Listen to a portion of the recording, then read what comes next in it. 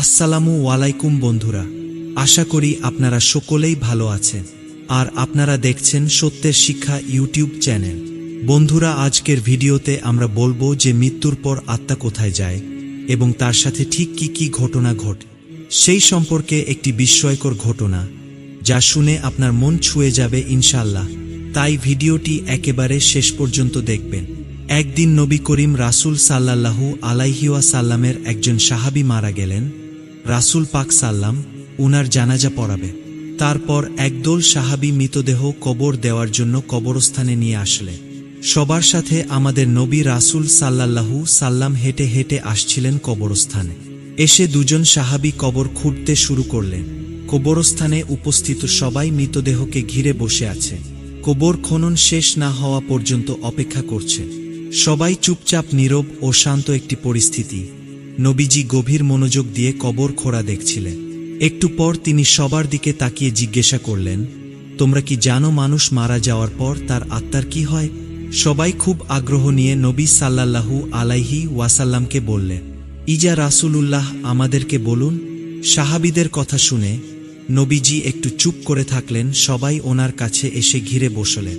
মৃত্যুর পর আত্মার কি হয় এই তথ্য তাদের জানা ছিল না, আর সেটা নবীদের মুখে শুনবেন কত বড় সৌভাগ্য। তা শোনার জন্য সবাই অধীর আগ্রহে নবীদের কাছে এসে বসলেন। তিনি একবারে কবরের দিকে তাকিয়ে মাথা তুলে আকাশের দিকে তাকালেন। তারপর তিনি গল্পের মতো করে বলতে শুরু করলেন। তিনি বললেন, শোনো, মুমিন যখন একেবারে মৃত্যু যায় তখন সে মৃত্যুর ফেরেশতাকে দেখে ভয় পেয়ে যায়, কিন্তু যে বিশ্বাসী ও ভালো মানুষ তাকে মৃত্যুর ফেরেশতা হাসি মুখে সালাম দেন, তাকে অভয় দেন এবং মাথার পাশে ধীরে যত্ন করে বসে। তারপর মৃত মানুষটির দিকে তাকিয়ে বলেন, হে পবিত্র আত্মা, তুমি তোমার পালনকর্তার ক্ষমা ও ভালোবাসা গ্রহণ কর এবং এই দেহ থেকে বের হয়ে আস। মুমিনের আত্মা যখন দেহ থেকে বের হয়ে আসে তখন সে কোনো ধরনের ব্যথাবেদনা অনুভব করে না। নবীজি আরও একটু ভালো করে উদাহরণ দিয়ে বললেন, মনে করো একটা পানির জগ কানায় কানায় পূর্ণ হয়ে যাওয়ার পর উপর থেকে এক ফোঁটা পানি যেমন নিঃশব্দে উপর থেকে নিচে নেমে আসে, ঠিক তেমনি নীরবে ও কষ্ট ছাড়াই আত্মাটি তার দেহ থেকে বের হয়ে আসে। সেই সময় দুজন ফেরেশতা বেহেশতে থেকে খুব সুগন্ধি মাখানো একটা নরম সুতার সাদা চাদর নিয়ে আসেন এবং তার আত্মাটিকে সেই চাদরে আবৃত করে আকাশের দিকে নিয়ে যান। তারা যখন আকাশে পৌঁছান তখন অন্য ফেরেশতারা সেই আত্মাটিকে দেখার জন্য এগিয়ে আসেন কাছে। সবাই বলেন, সুবহানাল্লাহ, কত সুন্দর আত্মা, কি সুন্দর তার ঘ্রাণ। তারপর সবাই জানতে চান, এই আত্মাটি কার? উত্তরে আত্মা বহনকারী ফেরেশতা বলেন, উনি হলেন ফুলান ইবনে ফুলান। নবী আরবিতে বলেছেন, বাংলায় হলো অমুকের সন্তান অমুক। বাকি ফেরেশতাগণ তখন তাকে সালাম দেয়। তারপর আবার জিজ্ঞেস করে, উনি কি করছেন?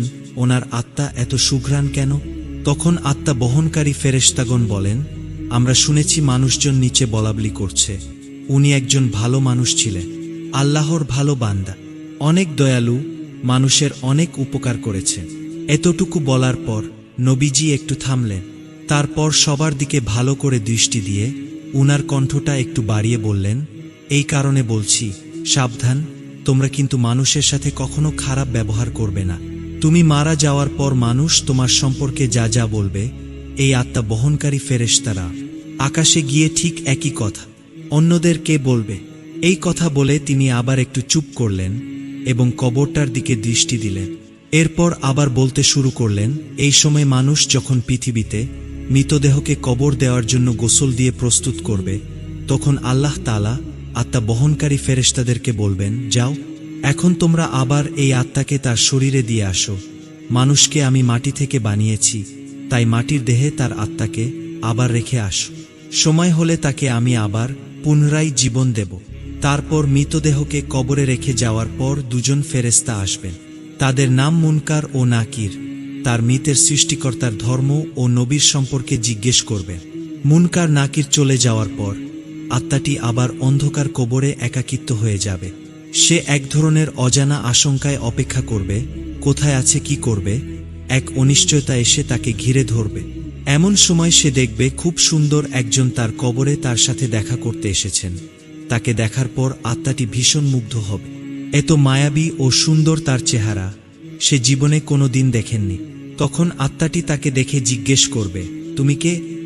সেই লোকটি বলবে, আমি তোমার জন্য অনেক বড় সুসংবাদ নিয়ে এসেছি।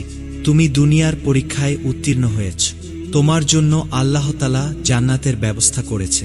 তুমি কি সেটা একটু দেখতে চাও? আর তাতেই ভীষণ খুশি হয়ে বলবে, অবশ্যই আমি দেখতে চাই। আমাকে একটু জান্নাত দেখাও। লোকটি বলবে, তোমার ডান দিকে তাকাও।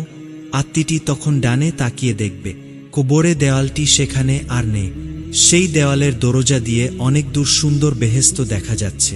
বেহেশতের এই রূপ দেখে আত্মাটি অনেক মুক্ত হবে, প্রশান্তি লাভ করবে এবং সেখানে যাওয়ার জন্য অস্থির হয়ে লোকটিকে জিজ্ঞেস করবে, আমি সেখানে কখন যাব, কিভাবে যাব? তখন লোকটি মৃদু হেসে বলবেন, যখন সময় হবে তখন তুমি সেখানে যাবে। আপাতত শেষ দিবস পর্যন্ত তোমাকে অপেক্ষা করতে হবে, তবে ভয় পেও না, আমি তোমার সাথে আছি। তোমাকে আমি শেষ দিন পর্যন্ত সঙ্গ দিব। আত্মাটি তখন তাকে আবারও জিজ্ঞেস করবে, কিন্তু তুমি কে? তখন লোকটি বলবে, আমি তোমার এতদিনের আমল, পৃথিবীতে তোমার সব ভালো কাজের, তোমার সব পুণ্যের রূপ আমি। আজ তুমি আমাকে একজন সঙ্গীর মতো করে দেখছো।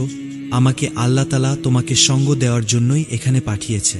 এই কথা বলে লোকটি আত্মাটির উপর যত্ন করে হাত বুলিয়ে দেবে এবং বলবে, এই পবিত্র আত্মা, এখন তুমি শান্তিতে ঘুমাও, নিশ্চিন্তে বিশ্রাম নাও।